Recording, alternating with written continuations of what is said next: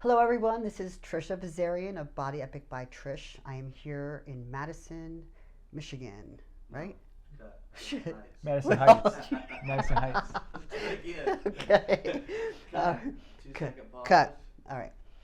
Hello everyone, this is Trisha Vazarian. Oh no, cut. Shit. Oh God. 2-second pause.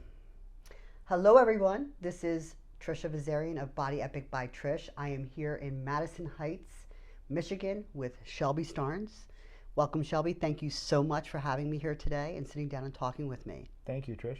You weren't thinking you were destined to be a coach. In fact, it wasn't even something that was on your radar screen. Justin Harris was my first coach. Right. And I worked with him for a few years. And after a couple years, he asked me if I wanted to be a coach working with him and his team of nutritionists. And that's how I got into the coaching. And it seemed like when I was kind of sifting through some of the files on that you almost felt like you didn't deserve to be in that position because you didn't have any formal training or anything that really put you in a position of authority on the subject. Is that the way you felt back then? Right. So how did you overcome that and get to the point where you felt like, I got this? Well, I still don't. You still don't? But yet you're producing champions. I figured out how to. I learned some stuff along the way. Yeah. Well, 10,000 plus clients, right? Right. I would think so. So how does it feel being in such a responsible position with your clients? Like, to feel like their success, a lot of it, assuming they've done all the basics, right? And it's 1 week out from show day. To have that responsibility of dialing them in so that they turn out that day the way you intended. How does that feel and how does that weigh on you, if at all? Well, I could certainly let it freak me out if I wanted to, but that's not my personality. I prefer peace of mind. So I just do everything I can, everything I can to do everything right as I'm doing it and, approach each thing with, as well as I can on that day and that situation. Anytime I get a client, I just think to myself, how can I make them better? Like, where are their holes? Where are their gaps in their protocol, whatever they're doing, training, diet, sleep, supplementation, whatever. Where are their gaps that we can fix that will make them be better? I pick and choose what I like from different coaches or from different people to create my own syncretism, SYNCRET. Nice word. Yeah. I like it. Google it. Hopefully I used it correctly. So, if I didn't, cut that out. Okay, well that's the beauty of editing. No, leave it in. If I used it wrong, leave it in. Okay. But speaking of, going back to the coaching, what do you feel is the difference between what makes the difference between a good coach and a great coach? I mean, I guess if you're just looking at results, a good coach is a coach that gets results, and results might also mean wins and pro cards. Maybe a great coach is someone that goes a little bit deeper than that and is also emotionally invested in their client, not just interested in the contest placings and numbers on the scale, but maybe some personal development as well, and then also concerned about not just how they look, but how their health and how they are on the inside. Do you feel like the growth of the online coaching has impacted some of the ability of coaches to be able to do that and to connect at that level? I think so. Yeah. I mean, it all comes down to the motivation of the coach and the motivation of the client. Speaking of mindset, though, what's your thought process on that? Because, in my opinion, once you get to a certain level, it really becomes all about mindset. What's your position on that? Can you narrow down the question? Sure. So what is it that goes through their mind in the tough times, in the struggles, to really propel them to separate themselves from the great and be the best?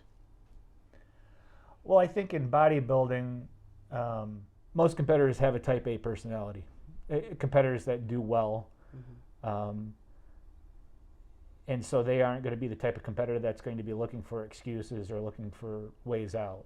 I mean, that's one of the big things of people that I work with that do well.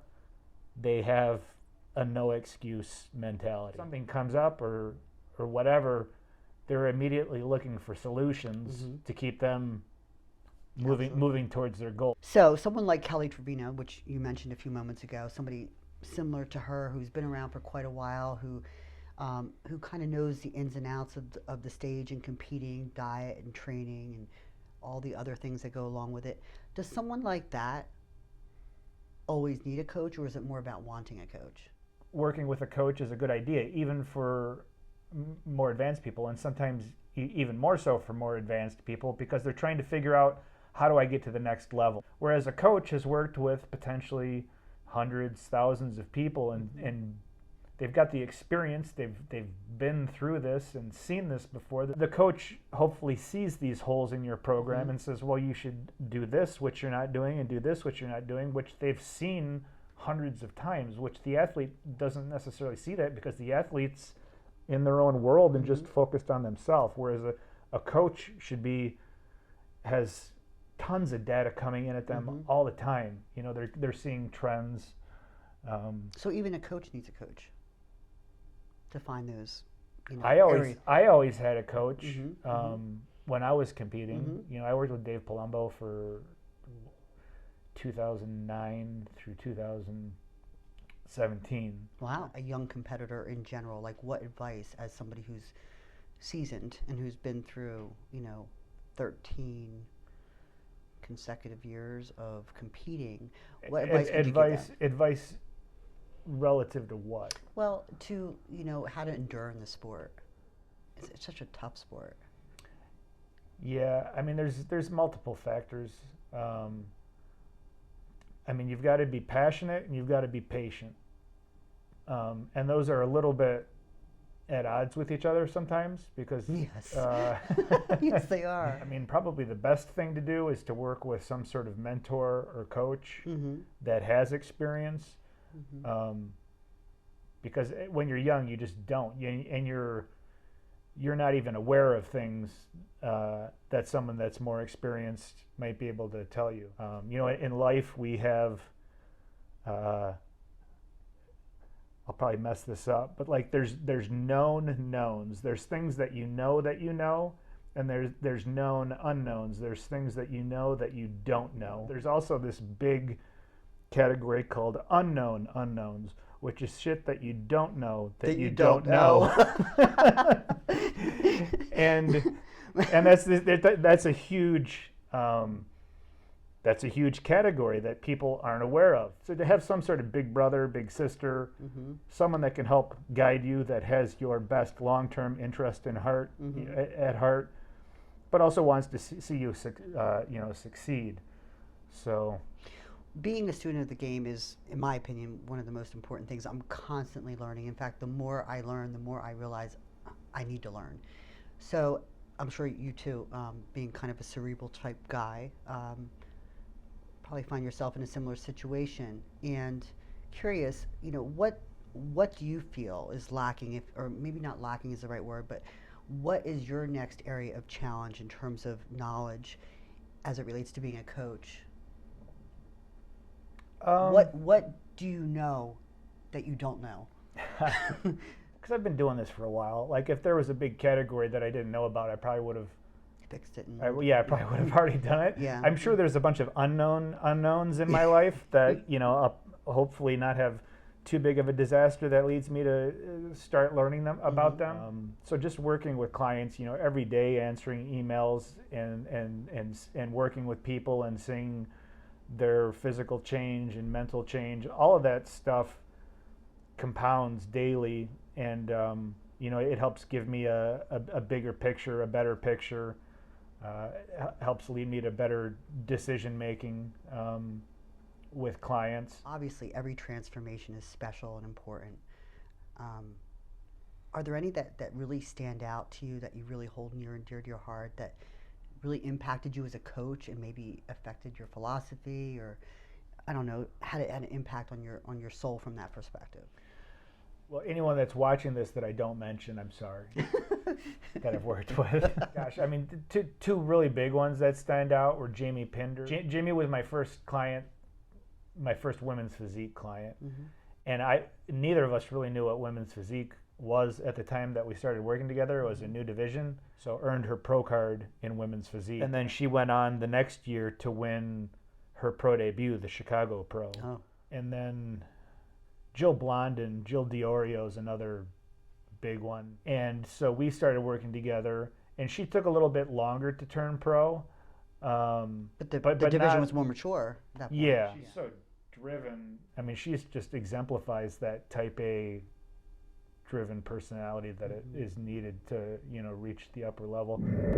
So, and I was looking at going into graduate school for that, for psychology and linguistics. And one night while studying and working on a project for school, which was it was just very nitty gritty, subtly nuanced academic bullshit, basically. And I said, in my head, I was thinking, I can't wait to be done with this project so I can go do some bodybuilding stuff, look at something on a bodybuilding message board or whatever. Mm-hmm, mm-hmm. And that was sort of an aha moment for me that I should probably pursue something bodybuilding related instead of going to graduate school. 98, 99 is when the interest in the strength training first developed. Yeah. 2005, fast forward, is your first competition as an amateur. Yeah, but you asked about the powerlifting. Powerlifting was from 03 to 05. 03 to 05. Okay, so then. So I had gotten into bodybuilding for a while, and then I kind of lost interest in bodybuilding. Did you? I decided that I didn't want to do it. This is prior to ever competing. Uh-huh. But I said I'm going to try powerlifting instead, and then I powerlifted for a couple of years. I competed for a couple of years, and then I finally said I'm going to get out of powerlifting, get back into bodybuilding, and do my first competition. I did okay. I'm not someone that's genetically supposed to be a bodybuilder or a powerlifter. Genetically, I'm supposed to be a bookworm or something, So, but just from sheer will, determination, adding up years, and just learning as much as I can, I was able to make some progress. I decided to do a show.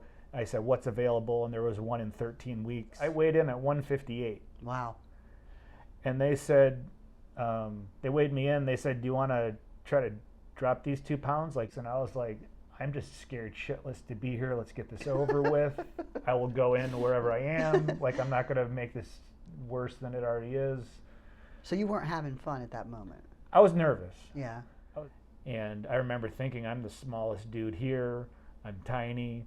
But then everybody strips down and I'm like, you guys are all fat. Well, there you go. I'm like, I'm tiny, but I'm shredded. That's right. So That's right. Yeah.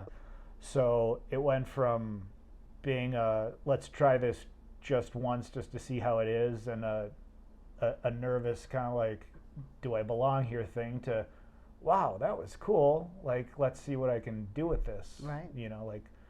Right. I surprised myself. Good. So and you spent 13 consecutive years competing. Right. Yeah, I kept on doing it for 13 more years. 18 plus shows. Yeah. Turned pro.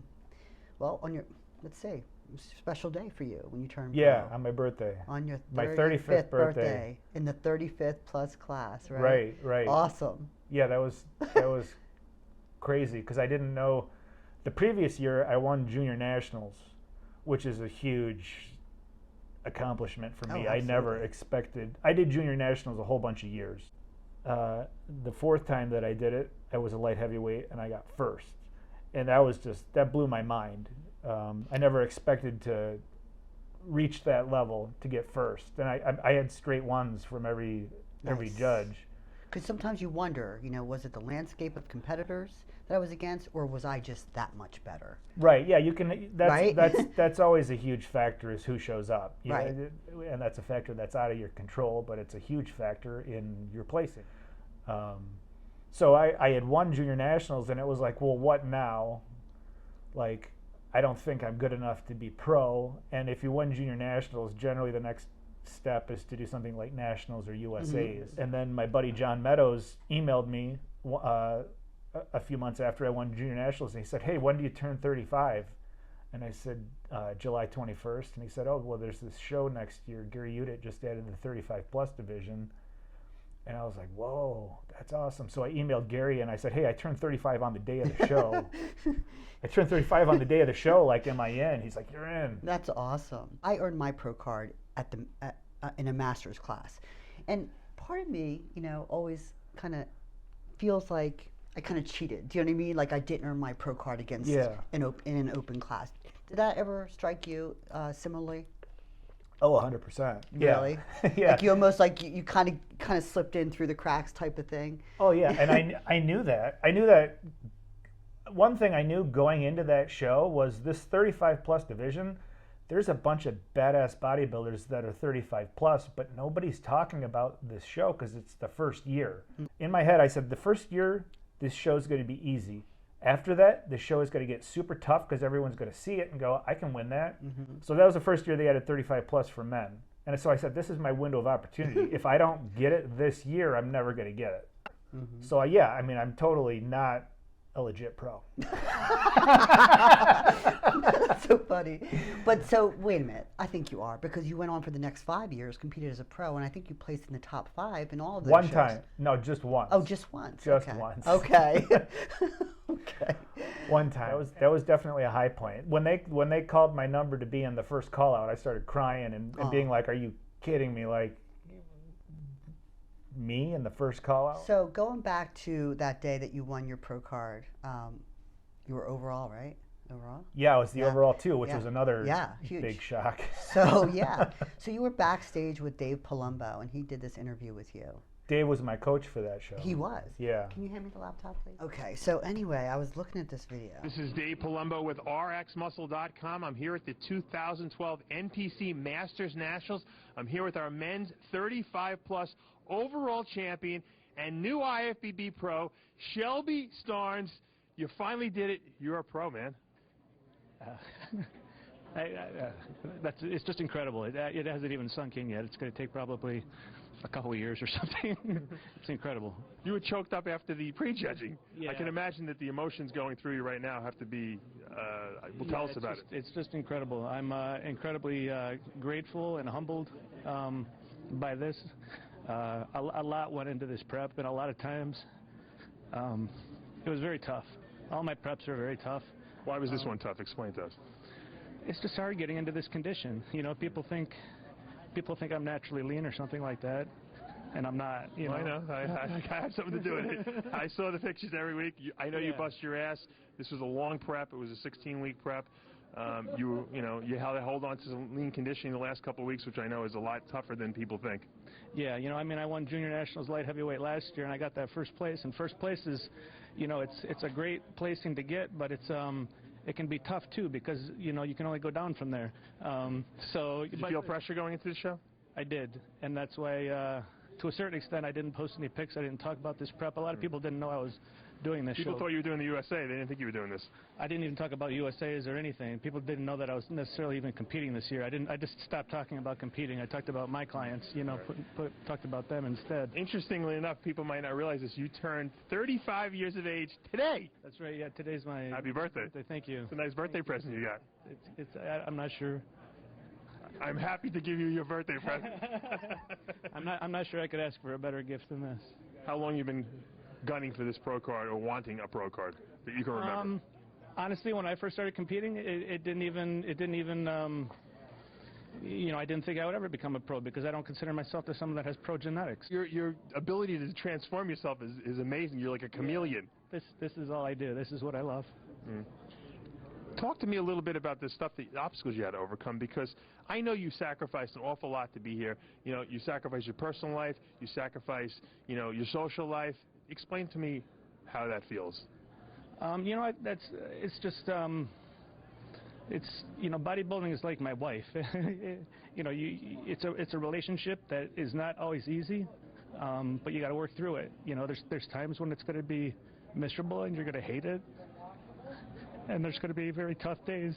But, you know, if you want to win, if you want to be a champion, you're going to have a bad days. But, you know, a bad day doesn't phase a champion. 10 bad days in a row doesn't phase a champion. You get through that, and you don't complain about it. How do you get through it? How do you keep your mental focus and not go and eat everything in sight or do something destructive? Because you're motivated to hit your goal. You know, I mean, I have little signs all over my house. I live alone, and I'm a hermit and a bodybuilding monk, and this is what I do. And you know, I've got signs that say, you know, WWOTWD instead of what would Jesus do? It's what would the overall winner do? And when I'm struggling, I said, you know, what would the overall winner of this contest do? Someone at this contest is going to be the overall winner, and that could be me. You know, when I'm struggling, what's the choice that overall winner would make? And then it's clear, it's easy, it's an easy choice. You choose the one that the overall winner would make. Well, you made the right decision because you are the overall winner tonight. Not only are you the overall winner, you're a new IFBB Pro bodybuilder. Well, I'm proud of you, man. Couldn't have it to a nicer person. Shelby Starnes, new IFBB Pro men's 35 and over overall champion here tonight. Dave Palumbo, rxmuscle.com. Thank you. Wow. How emotional was that? Yeah, that was crazy.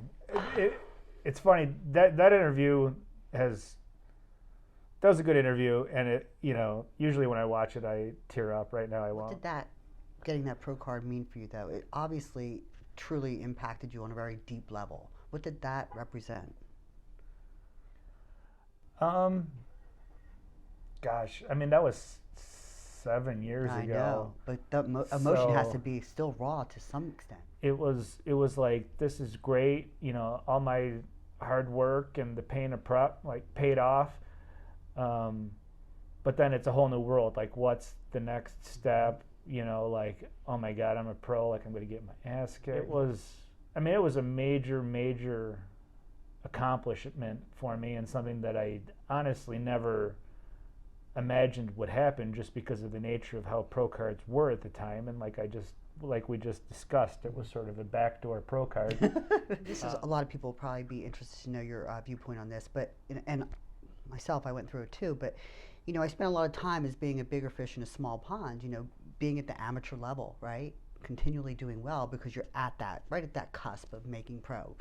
You become a little bit not comfortable, but you feel like you're on top of your game because you're at the top, right? That all of a sudden you earn this pro card, and you're like, wow, like, oh my God. Now you're in this huge sea, and you're this small little amoeba. How do you, or what would you say to someone who's making that transition? How to mentally kind of manage their mindset to get through that process of going from being on top in an amateur level to then moving down? I don't think it changes. I mean, my advice is it doesn't change, because Right. you're always competing against yourself. Mm-hmm. And if you're looking at it any other way, that's not a sustainable, healthy way to do it. So how does, or doesn't he do, how does a self-proclaimed bodybuilding monk get into a relationship? Are you in a relationship? I have done the cost to benefit analysis of being in a relationship, Oh, and here we go. doesn't look good. No? No, it's just I'm a guy that's single and probably will always remain single. I'm not very dateable. No? Why not? Quirky? Thanks, but I just spend all my. I was asking. I wasn't assuming. I was asking. I spend all my time on this. You know, yeah. I don't have like a big gap. I'm like, you know, in my schedule where I'm like, oh, let's go on a date. I'm like very hungry for information and knowledge, and I love coaching, and I love spending a lot of time on that, and I love learning and reading. Let's just say if it were you, what would that person, what would they look like? Not physically look like, but what characteristics would they have or possess? Like, what would get you excited? Not physically, but oh boy. Well, that too, I guess, if you want to go there. So it was. I mean, it's almost like the opposite of me. Like, I'm introverted, so maybe the person that I would be best in a relationship, it's a strengths and weaknesses, complementary type thing. Okay, so now let's just take it where you almost took it before, physically. So what would their physical persona be? what kind of look do you like in a woman? Oh gosh, I'm not picky. No? No. Yeah. What is funny, and I'll probably get in trouble for saying this. I work with women's bodybuilders and women's physique, but that is not what I'm attracted to at all. Interesting. I mean, if I was to date someone, like an ideal. Right. We're just talking about sex here. Yes. Okay. It would be a bikini competitor. Or I don't work with bikini competitors. I refuse to work with bikini. No. Oh, because I was wondering about that. It doesn't have anything to do with that. But I mean, if a conflict of interest.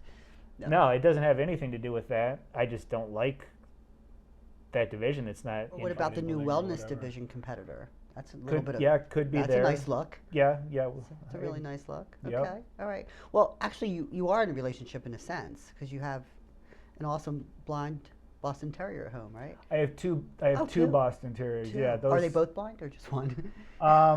One is deaf. Oh, one's deaf. And the other is on Prozac, Apoquil, and probably needs to be on a seizure medication soon too. He's just he's more of a mess than the deaf one, but they're both my buddies. They both keep me company. Well, there's a few things I want to ask you. Okay, all right. you can reserve the right not to answer should you choose. Okay, so what would be your superpower if you could choose one? Time travel. Time travel. Why? Come on. Isn't it You obvious? can do anything. You can do anything. I just think it would. Yeah, I just think it would be awesome to go to. I mean, there's so many. I mean, if you just say time travel, you're unlimited. You could go back to 1,000 years ago or just 20 years ago. That was a clever answer then. Yeah. You didn't bind yourself in at all. Right. Kept yourself very open. Okay. So, if you had to pick a theme song for your life that represented Shelby Starnes, what would it be?